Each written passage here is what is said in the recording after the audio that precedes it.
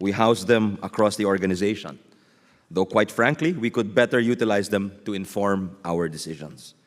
DepEd could and should be a data scientist's dream, or it could also be a nightmare for an unwilling and opaque leadership.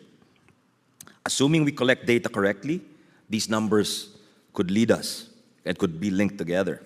They could tell us where the bottlenecks are and how we could act to produce quick and lasting wins for Filipino learners. As Glenda said, wins in the short run as well as in the long term. But data doesn't always paint a rosy picture. I was confronted with these images as commissioner of the Second Congressional Commission on EDCOM, more popularly known as EDCOM 2. So EDCOM 2 crunched the numbers, showed us the basic education landscape and its challenges, and called it a learning crisis. It's a phrase we hear very often. What does this data look like? If we look at our 15-year-olds, the PISA exam shows significant learning loss from the pandemic and even before the pandemic. This effect extended to Filipino mothers. They experienced job losses for taking care of their children who were learning remotely. Our students are 5.5 years behind in terms of basic comprehension and competencies. As we return to schools, we are now short by around 165,000 classrooms for our growing student population. In the furthest and farthest, we need to construct about 8,500 last-mile schools. We need to electrify 2,000 schools. We need to ship hundreds of thousands of textbooks, laptops, test tubes, lab equipment, and most of this is delayed. Our president, Bongbong Marcos, has seen this data, and my appointment as secretary came with a marching order. We have to turn this around. This is unacceptable. I'm now nearing my 100th day as secretary. I think today is my 3rd month, actually. And I'm finding out that turning things around requires a lot of design, a lot of careful design, a lot of delivery. There are no easy fixes or final answers. There is feedback, however, lots of feedback. Wherever we go, we encourage our communities to engage in genuine dialogue with us. What we can sense, we can also solve. That's our philosophy now in DepEd. In our first 100 days, we are sensing an abundance of stories, which fits right in with today's theme. Everyone wants to share their setbacks. Everyone wants to talk about successes. And as I told Maria, Glenda, Chai, there are a lot of successes at the micro level. This is a reminder that behind the data are faces and real experiences. Behind the data are millions of Filipino lives. We have traveled to our communities, or started to travel to our communities, to listen to them. We have met school officials in Abuyo National High School in our visit to Castañeda, Nueva Vizcaya. Not me, but my staff. We were expecting low morale after the collapse of the town's main bridge, which injured students and teachers. Instead, we were greeted with a pleasant surprise. They did not expect DepEd's central office to monitor the accident and send a response team. For us, this highlighted our disjointed and uneven decentralization. In our management committee meeting in Cagayan de Oro City, we met an IP tribal leader of the Higaonon tribe who said, dati po, yung mga IPs, grade 1 o grade 2 lang ang natatapos. Ngayon, nakaka-grade 6 na sila. Pag nagtayo kayo ng integrated school dito sa aming tribo, makaka-high school graduate na po kami.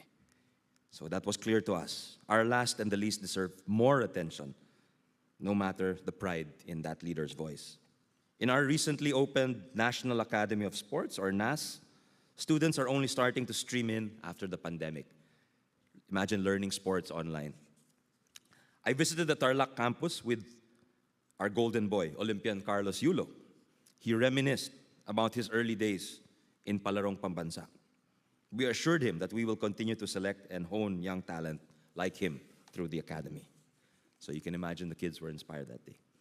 During the National Teachers' Day recently in Quezon City, President Marcos commended the outsized role of our teachers. He said that teachers are second parents, community leaders, and town role models. Again, he orders the DepEd leadership, alagaan natin sila. Take care of our teachers before we ask them to do a lot of things. In DepEd, we gather, we act on these stories. Data is the means. The end, as the President emphasizes, is to better Filipino lives. The goal is for students, for teachers, and parents to tell better stories, to have better stories, to tell their own stories. And stories start with dreams. And as we mark our first 100 days, I've been asked, what is your grand vision for the Department of Education, or DepEd? And part of me says, I just want to make the trains run on time. And that's an expression for making things work. And as Maria said, coming in here, we were chatting, and she said, you know, you're at sub-ground level. So that's why. So maybe to those who haven't really studied our education system over time or in depth, it sounds overly unambitious or unvisionary to say my goal is to make the trains run on time. But it is a goal nonetheless. When you know that maybe majority of our kids have not had school books for their school life. And many of our kids have never seen the internet. Many of our kids, first time to hold a computer is when they take the PISA exam. You can imagine what kind of fear and anxiety they would be subjected to. The poet said that our grasp should exceed our reach. So maybe a few more days or a few more months into the job, we will come before you and say we have bigger dreams. But partly it's also pragmatism. I know we only have a few years in our role. We've built a good team, and we can only do so much with that time. 2 decades in the legislature and elective politics have also given me perspective. I've seen the lengths and the limits of what our agencies can do. And making the trains run on time, so far, is what the data tells us to do.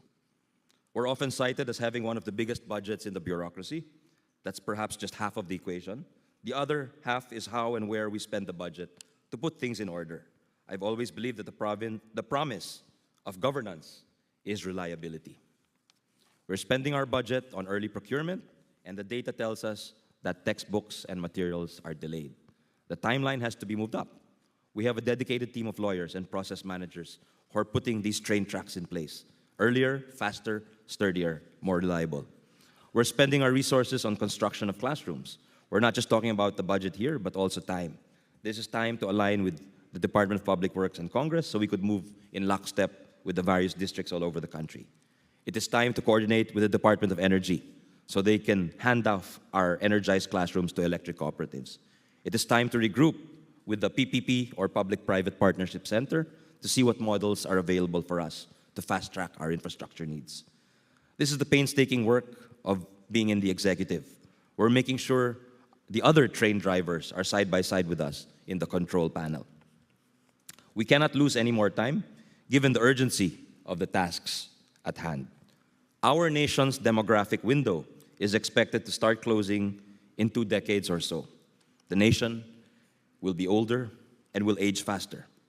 We must urgently front-load investments in our children to prevent learning losses, translating into less capable citizens, into lower incomes, and eventually slower and even less inclusive economic growth. We're spending our budget on our teachers. They deserve more for being the conductors that keep the train orderly. We're creating the fiscal space so we could give them more. We're giving them more flexibility in the curriculum. They can now customize class schedules to their students' needs. We're giving them more allowances and service credits. Taking care of our teachers, as the President said. Our goal is for them to reap the benefits of their hard work. We're giving them more support in their administrative work and career progression. Teaching may be a profession, a vocation, as many of you know, but it needs to have a clear pathway free of burden. It needs to have progression based on merit.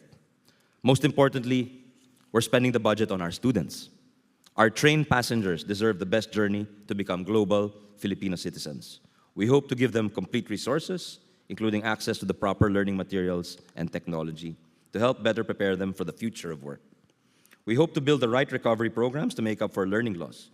We hope to implement a simplified curriculum, especially in senior high school, to ensure maximum learning with less subjects. We hope to set them up for success as they take local assessment and international tests like the PISA exam. And just as innovation has revolutionized transportation and communications, the same is or may be true for education. Technology is fast becoming the fuel that powers our education. We're prioritizing a two-step tech infrastructure for our schools. Minsan naririnig po namin, si principal lang ang may laptop at internet sa eskwelahan. Or it's only the principal who has a laptop and internet access in the schools. That's the third thing we don't want to hear. Those are the stories we don't want to hear anymore. That's why we proposed a historic high of 12.5 billion pesos next year for internet subscriptions and procurement of laptops. We've partnered with tech enterprises to jumpstart personalized learning. Many of you have heard of Khan Academy, Canva, I Am the Code, Coursera, which are at the cutting edge of making lessons relevant and engaging for our teachers and our learners. The National Educators Academy of the Philippines, or NEAP, our in-house teacher training institute, is planning to expand its training curriculum to include vetted online courses and virtual communities of practice. Usually, our trainings are like these sessions. You know, there's one speaker, a bunch of teachers, and just one talk for everyone. Hopefully, we want to customize that in the age of AI. That's the dream, to have personalized instruction. Finally, to manage our copious amounts of data, we must first clean up the data. The data crunchers in the room know this very well. Bad data in, bad data out. We don't want that, especially when we're dealing with the future of our students and our young people. With a clean whiteboard and a dedicated team of technocrats, we can track progress and pain points to better inform instructional and managerial decisions. We also plan to liberate all this data to strengthen our decentralization policy. The less data vaulted in DepEd Central, the more information our students, parents, and teachers have. Data can drive informed decisions, but also make our field offices and even the central office of DepEd more accountable. More importantly, we believe data can help empower education stakeholders. All of these, ladies and gentlemen, do not distract us from making the trains run on time. On the contrary, it gives us a horizon. We can still look at the destination knowing that we have the future, our students' future, in mind. 3 months into the job, we're sober enough to admit that we are still navigating this vast landscape of DepEd. 1.05 million employees, 860,000 teachers, 24 million students, 45,000 schools. A lot of numbers, a lot of stories, a lot of data. But what I can assure you is this: stories give us purpose, and technology is our fuel. Data and evidence serve as our compass. The President's mandate is for us to chart a new course for Philippine education. Making the trains run on time would be a new course for Philippine education. Having complete sets of books and modern technology for our learners and our teachers would be a new course for Philippine education. A bagong Pilipinas. Where those of us, or as a former president once famously said, that those who have less in life must have more in law. Well, we can turn that on its head and say that those who have less in life must have more by way of education. Because every Filipino student deserves to realize their fullest potential. Maraming salamat po for listening, and I'm looking forward to being in the panel. Thank you very much.